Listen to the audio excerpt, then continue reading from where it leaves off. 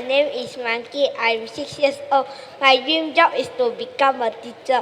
Why do I want to become a teacher? I love to teach people, especially kids. I believe teaching is a very great profession as we can educate the next generation. What subject I will be teaching? I love subjects such as math, English, science, and Bahasa Malaysia. But my favorite one will be Mandarin. I will become a Mandarin teacher. How to become a teacher? I will enroll myself in a 4 years bachelor's degree program in education to become a teacher.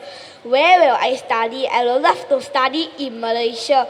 Who will support me? My parents will be the people supporting me all the way in terms of spirit and financially.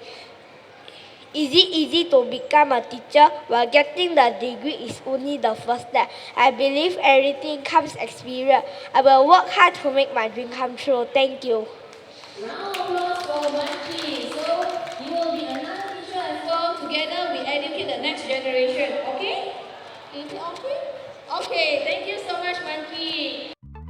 Your voice